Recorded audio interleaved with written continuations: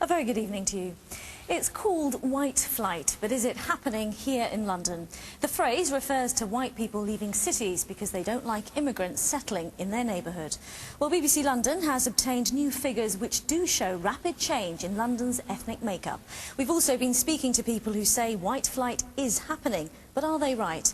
In a moment we'll be discussing the issue, but first Gareth Furby has this report. Are white people leaving parts of London? Trevor Phillips from the Equality and Human Rights Commission thinks they may be. Virtually every big city, there are places where different kinds of people feel uncomfortable, whether that's Asians in so-called white areas or white people in so-called black areas. We know that white flight is accelerating. So is Trevor Phillips right? Well, the census doesn't tell us much because it's too out of date. So we asked the government for some statistics it does collect every year on the population of London's primary schools. Looking back 5 years, in every borough, the percentage of white British children has fallen.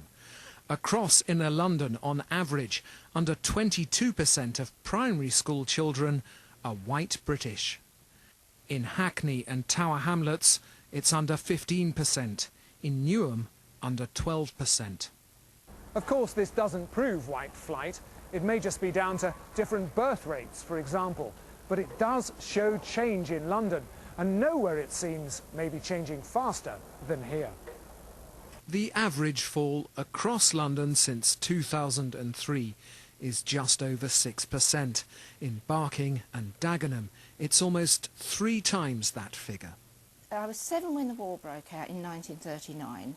This was soon after I got married, taken in 1953 in Malvern Drive. I was very happy. We were all very happy. But after a lifetime here, Norma, who doesn't want to give her full name, is ready to leave. Because Barking is not what Barking was. Nearly all the shops are foreign. Why can't you mix with different cultures? I do. I have mixed with different cultures. I mean, I've worked with some of these people and they've been absolutely lovely.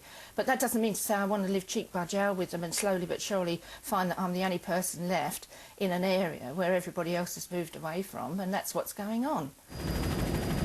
The Isle of Wight is where Alf Young now lives. They want to take over. It does annoy me. He's left behind a lifetime in Dagenham. The Indians, the Poles and all that all turned up, and they just took over. It wasn't Dagenham as I knew Dagenham years ago. What do you mean? Even in the football crowd, the nights have been pulled, seen it in the pub. I don't want to know. More and more children moving into the schools who cannot speak a word of English. Tony Richards is a former journalist and qualified barrister. He's staying in Barking, but wants something done. And it's so many people who are in the process of selling their houses and moving. And I know a good many people who have moved, and I'm still in touch with them. And they're white? Oh yes, they're all, yeah, white British, yes. But one expert on population movements says London has always been changing. London attracts people in and then it just redistributes them within London. It redistributes them, some of them away from London. The prediction from the Greater London Authority is that by 2026, pretty much 40% of London's population will be from a black, Asian or minority ethnic group. Rapid change that will face both supporters and opponents. Gareth Furby, BBC London News. Well, joining me here is Danny Sriskandarajah from the Institute of Public Policy and Research, and also Sir Andrew Green from Migration Watch. Welcome to you both. We had some strong views and concerns there.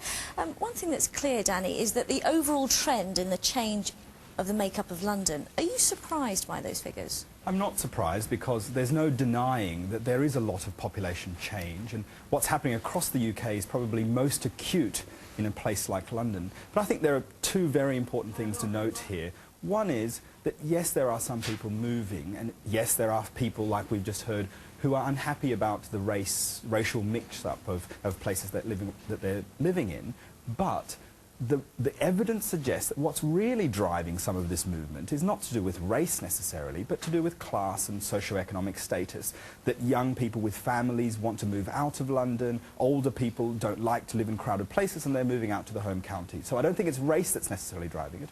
And the second point is that This has been happening in London for a long, long time, and not only has London survived, but it's thrived. London's success is built on the fact that it is a diverse place. But one of those issues, Sir Andrew, is obviously the rate of change, and in some areas like Barking and Dagenham, it's particularly acute. If we just take some of those figures, the number of white children in primary schools has gone down from 70% 4 years ago to just over 50%. You know, we've heard that that is a natural rate of change. Should we be concerned? Well, I think that people are concerned, and I think we should be concerned. Yes, I think Trevor Phillips is right. There clearly is white flight. Migration Watch has done some work on this, and we found a close link between the number of people who leave a particular borough and the degree of ethnicity. So there's no question that there is a link. Of course, there are many reasons why... Link. Well, it might be correlated, well, but there's no causal link. There are many reasons why people leave London. But the basic reason for this change, this very substantial change, is that the government have lost control of our borders. And that the flow of immigrants into the country as a whole, many of whom come to London, has gone up 4 times. So can I just be clear, Sir Andrew, you're saying there is white flight and that cause is immigration? I'm saying there is white flight, that immigration is a factor, probably, but there are many other reasons, as Danny says, why people leave London. But if you correlate the two, if you look at where people have gone from and the change in the ethnicity, there is a link between the two.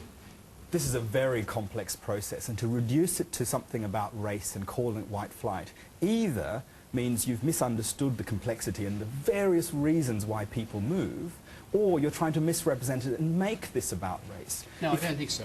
I mean, you have a point. It is very complex, and these numbers in particular are not terribly strong. But it is clear that it is one element. And the other thing that is clear is that the reason that the whole picture is changing is because of the very large scale of immigration. That is obvious. Let me just say, one of the interesting points is to distinguish, as I think you alluded to, Danny, is between race and immigration. Because one of the views that we've heard a lot, and that's shared by both the indigenous population and British people who are from different ethnic backgrounds, is that they feel has the time come now for a limit on immigration? I don't think so. I think we've just been through a period of economic boom where we've needed workers, and naturally we've had workers.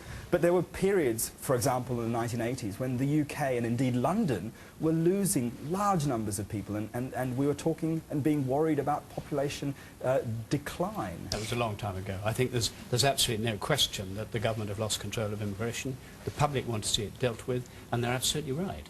OK. Gentlemen, thank you both very much indeed.